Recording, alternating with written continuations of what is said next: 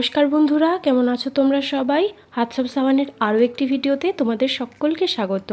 আমার আজকের recipe Shivratri special সাবুর খিচুড়ি। আমার আজকের এই রেসিপি শিবরাত্রি ছাড়াও বিভিন্ন রকম ব্রত পার্বণে এমনকি একাদশীর দিনেও খাওয়া যেতে পারে। তাহলে চলো দেখে নি কী কী লাগছে। প্রথমে কড়াইতে 50 গ্রাম মুগ ডাল ভালো করে লাল লাল করে ভেজে নেব। খিচুড়ির জন্য কিন্তু মুগ ডাল আগে থেকে ভেজে নিয়ে রান্নায় দিলে খিচুড়ির টেস্টটা খুব ভালো হয়। এবার মুগ ডাল হালকা ঠান্ডা করে নিয়ে 2-3 বার জল পাল্টে পাল্টে ধুয়ে নেব। অনেকেই ডাল ধুয়ে রান্না করে, কিন্তু মুগ ডালের যে কোনো রেসিপিতে যদি মুগ ডালটাকে আগে ভেজে নিয়ে তারপরে ধুয়ে রান্নায় দেওয়া হয় তাহলে এর টেস্ট খুব ভালো হয়। এরপর কড়াইতে সাদা তেল গরম করে ফোড়নে দিয়েছি জিরে, একটা শুকনো লঙ্কা আর একটা তেজপাতা। মশলা থেকে মিষ্টি গন্ধ আসলে কেটে রাখা আলু, হাফ চামচ নুন দিয়ে ভালো করে ভেজে নেব। আলু সেদ্ধ হয়ে এলে একে একে সমস্ত রকম কেটে রাখা সবজি, ফুলকপি, ব্রকলি, কয়েকটা মটরশুঁটির দানা একসাথে ভালো করে ভেজে নেব। সমস্ত সবজি খুব ভালো করে সেদ্ধ হয়ে এলে এতে ধুয়ে রাখা মুগ ডাল দিয়ে আবারও কিছুক্ষণ সবজির সাথে ভালো করে ভেজে নেব, যাতে মুগ ডালের মধ্যে যে জলটা রয়েছে সেটা শুকিয়ে যায়। সবজির সাথে ডালটাকে ভালো করে ভেজে নিয়ে এতে দিয়েছি 2 বাটি জল, যাতে ডালটা ভালোভাবে সেদ্ধ হয়ে যায়।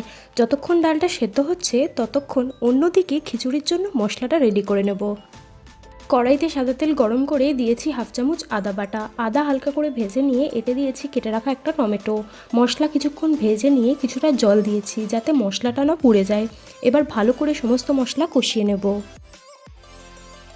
মশলা কষানোর সময় টমেটো হালকা নরম হয়ে এলে এর খোসাগুলো মশলা থেকে আলাদা করে নিচ্ছি। এতে খিচুড়ি খাওয়ার সময় টমেটোর খোসাগুলো মুখে পড়বে না। অনেকেই রান্নায় টমেটো খেতে পছন্দ করে না কিংবা ফেলে দেয়, তারা এইভাবে টমেটোর খোসা ফেলে দিয়ে রান্না করতে পারেন।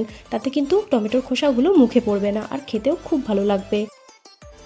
এরপর এতে দিয়েছি হাফ চামচ নুন, হাফ চামচ হলুদ গুঁড়ো, হাফ চামচ লঙ্কার গুঁড়ো আর হাফ চামচ জিরের গুঁড়ো। গুঁড়ো মশলা যাতে না পুড়ে যায় সেই জন্য কিছুটা জল অ্যাড করেছি। সব কিছু ভালো করে কষিয়ে নেব যতক্ষণ না মশলা থেকে তেল ছেড়ে আসছে। এদিকে মুগ ডাল আর সবজি খুব ভালো করে সেদ্ধ হয়ে গেছে। এইভাবে হাতের সাহায্যে দেখে নিলেই হবে যে ডাল সেদ্ধ হয়েছে কিনা। এরপর খিচুড়ির জন্য যে মশলা তৈরি করেছিলাম সেই মশলাতে সেদ্ধ করা ডাল, সবজি দিয়ে সব কিছু ভালো করে মিশিয়ে নেব। সব কিছু ভালো করে মিশিয়ে নিয়ে আবারও খানিকটা জল দিয়েছি, কারণ সাবু দিলে সাবু কিছুটা জল টেনে নেবে, সেই কারণে আগের থেকে কিছুটা জল দিয়েছি। এরপর এতে হাফ বাটি সাবু দিয়ে ভালো করে মিশিয়ে নেব। সাবুর যে কোনো রেসিপির জন্য কিন্তু মোটা দানার সাবুই লাগবে। এবার এতে দিয়েছি 1/4 টিস্পুন নুন আর হাফ চামচ চিনি। সব কিছু ভালো করে মিশিয়ে নেব। সাবু সেদ্ধ হতে কিন্তু বেশিক্ষণ সময় লাগে না, সেই জন্য খিচুড়ি রান্নার সময় সব শেষে কিন্তু সাবুটাকে দিতে হবে। সাবু যখন সেদ্ধ হয়ে গুলির মতো সাদা হবে তখন সব শেষে হাফ চামচ ঘি দিয়ে ভালো করে মিশিয়ে নেব। সব কিছু ভালো করে মিশিয়ে নিয়ে নামিয়ে নিলেই তৈরি আমাদের আজকের রেসিপি সাবুর খিচুড়ি।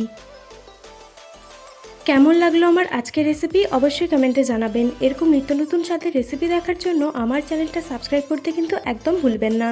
ততক্ষণের জন্য সবাই খুব ভালো থাকবেন আর সবাইকে ভালো রাখবেন। দেখা হবে পরের কোনো ভিডিওতে।